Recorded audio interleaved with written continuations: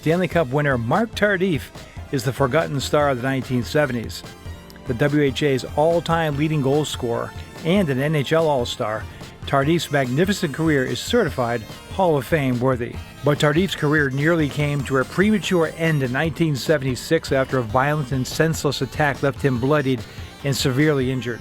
Eventually, Tardif battled back from the physical pain, managed his emotional trauma, and would go on to realize his greatest career achievements. When his playing days ended, the Quebec Nordiques retired his number 8, and he'd enjoy great success off the ice. But the nightmares of that horrifying night in 1976 persisted. In order to erase those haunting memories and achieve true peace of mind, Marc Tardif would need to come face to face with the man who nearly ruined his life.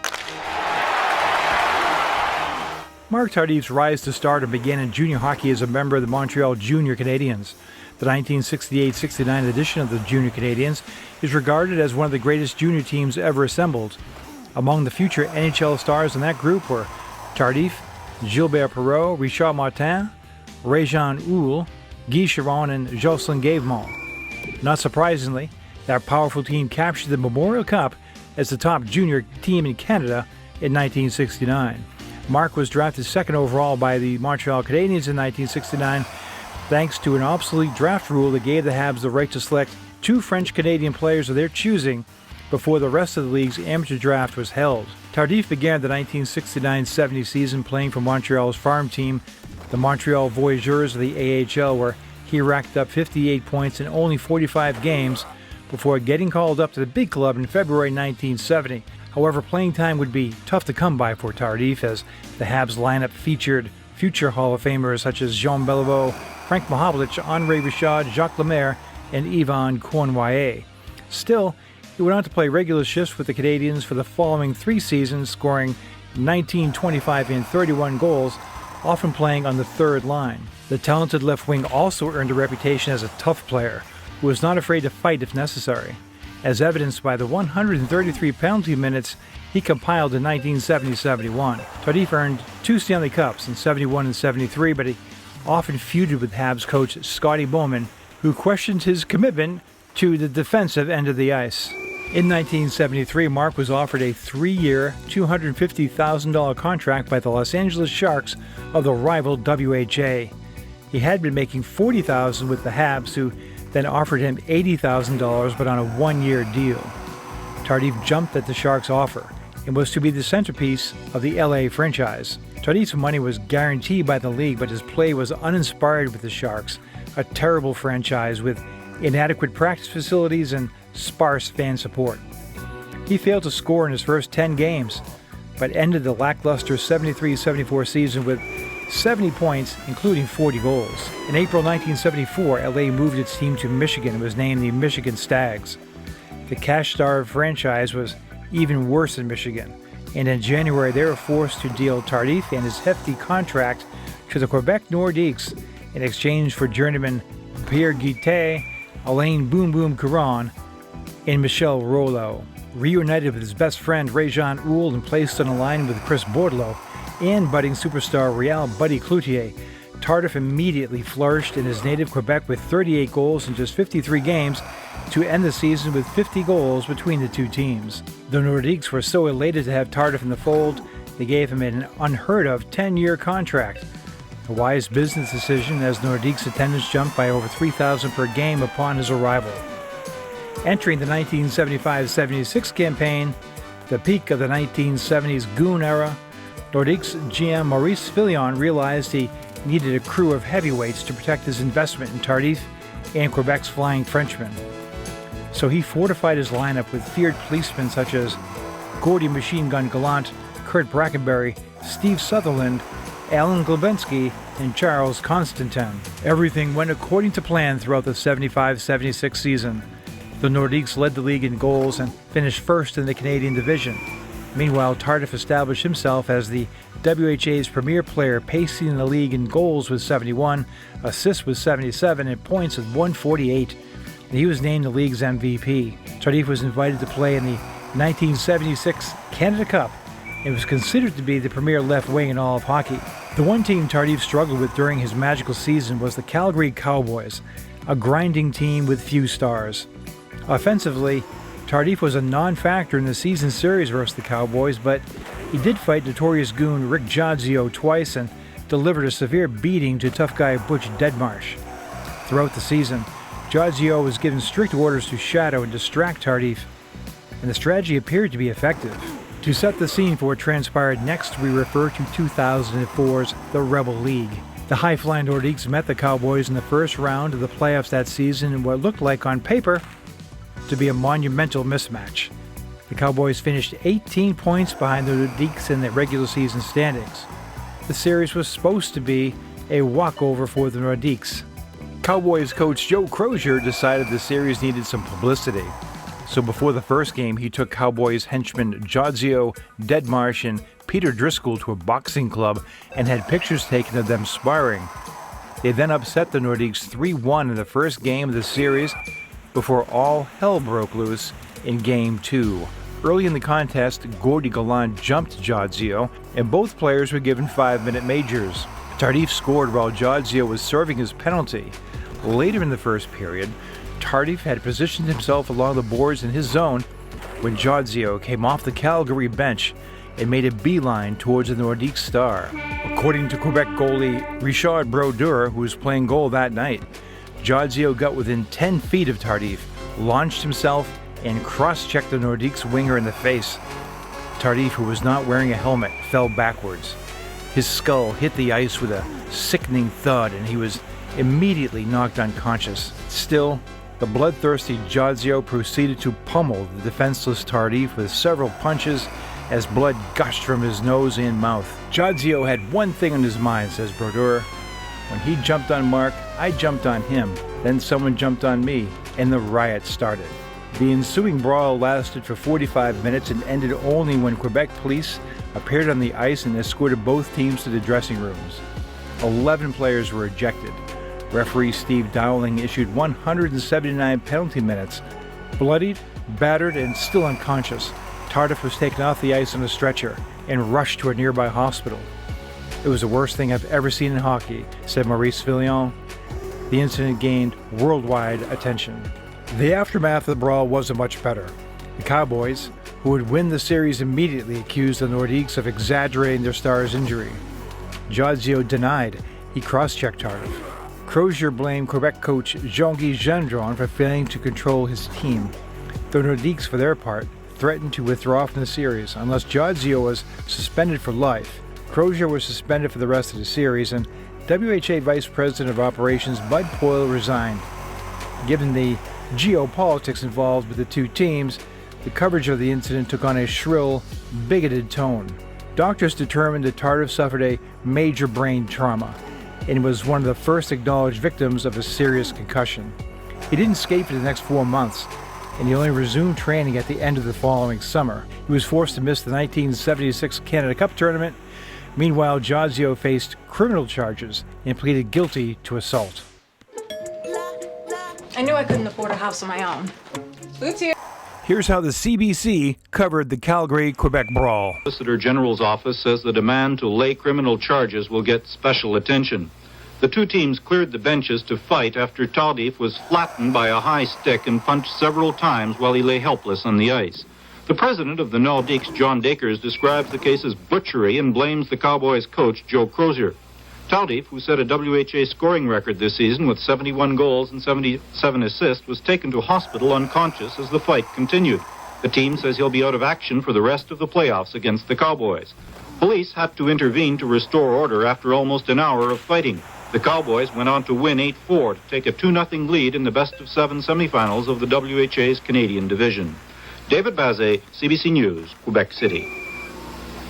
Tardif says he was never the same player after Jodzio's attack. It's been really tough for my family and for myself and for my friends. So it's for sure I'll never forget what happened.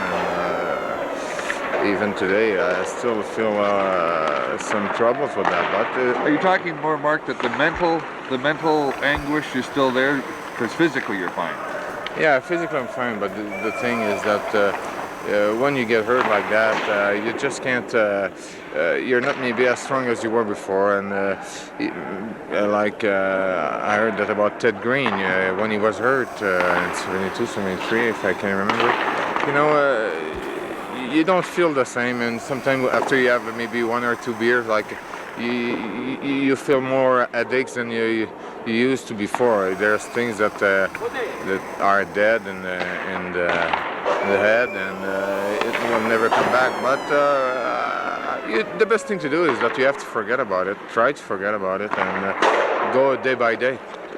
When Tardif returned to the ice in 1976-77, he suffered from dizzy spells and migraines and struggled to regain his old form. He was limited to just 62 games, but scored 49 goals and helped the Nordiques to their first and only Avco Cup championship in a 7-game final series with the Winnipeg Jets.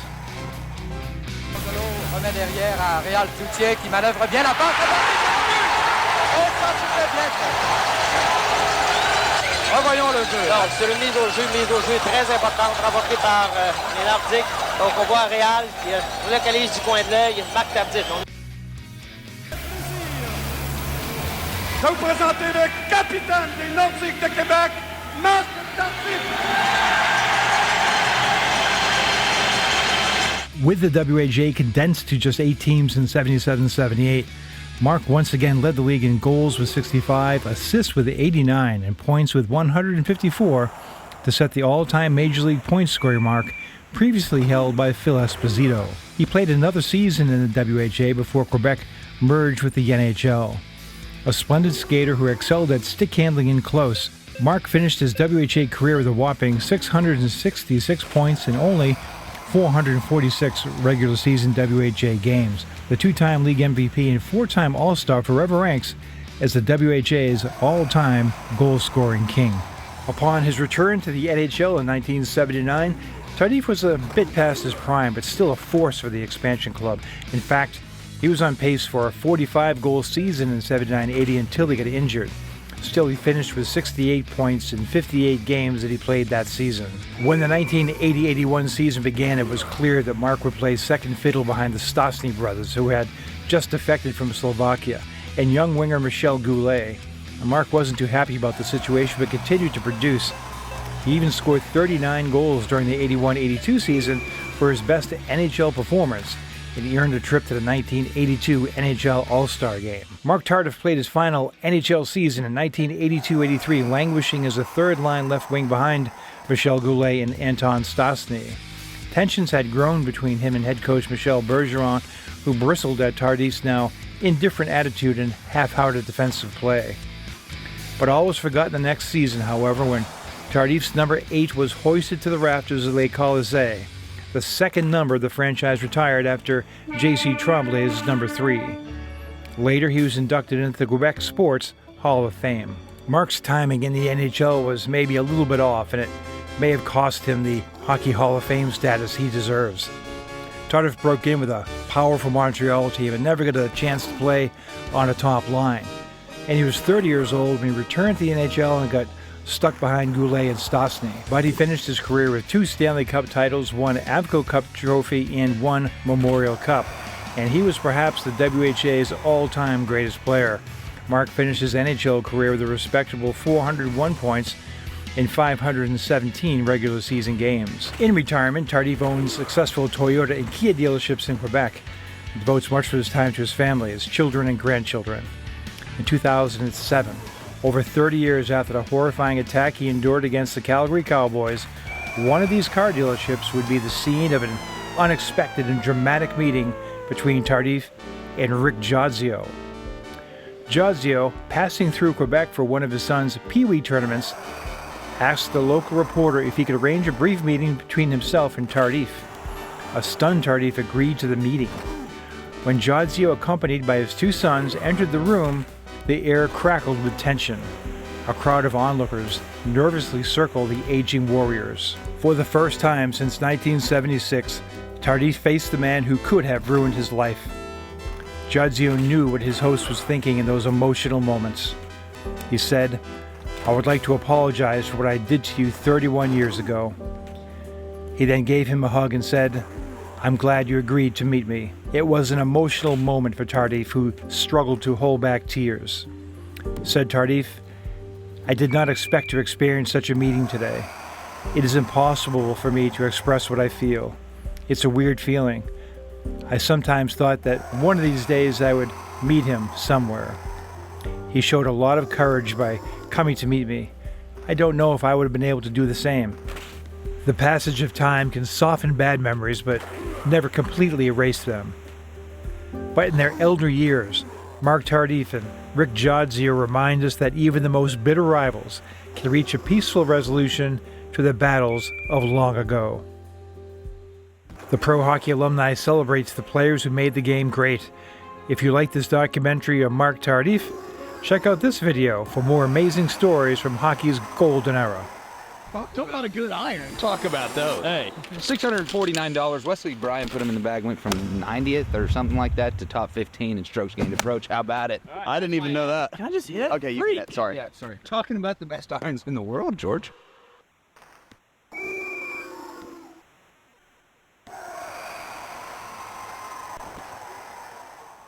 The hockey world hasn't produced a more fascinating character than WHA and NHL goaltender Gilles "Looney" Gratton. Gratton never really wanted to be a professional goalie. He wanted to be a Tibetan monk, and he'd eventually quit hockey to seek enlightenment.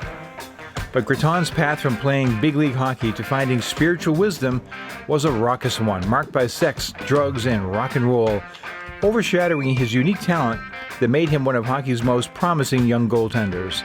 Here's the story of the man behind the iconic goalie mask, the eccentric oddball who hated hockey, but became one of the game's most memorable characters. Gilles Gratton was from another planet. I mean, he was the most bizarre person I've ever seen. Gilles Gratton was born on July 28, 1952 in Montreal, one of 5 children of Fernand and Therese Gratton.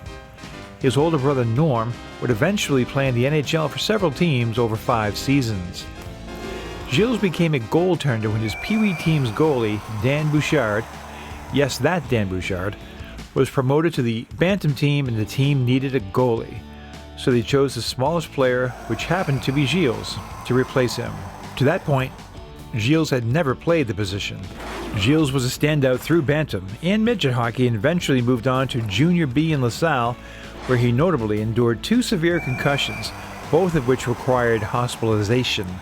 These painful incidents soured Gilles on hockey. On the verge of quitting hockey for good, Gratton was enticed to continue when he received a surprise offer to play goal for the Oshawa Generals of the Ontario Hockey Association.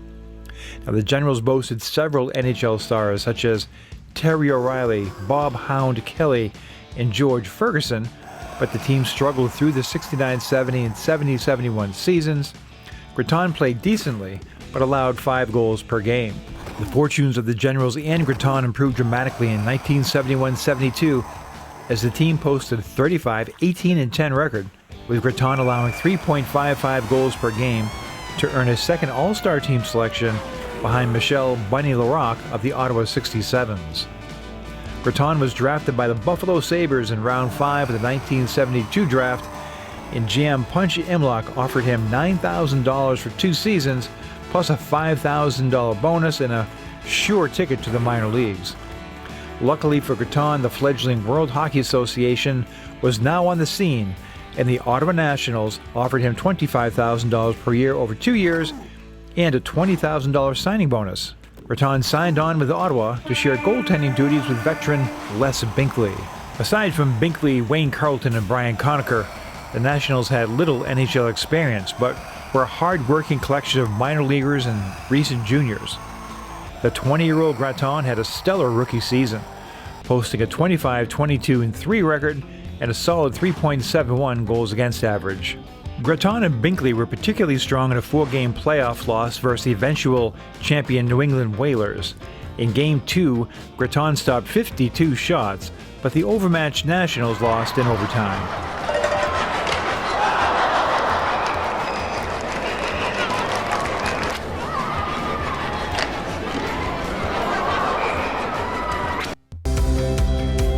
Whether you're planning a vacation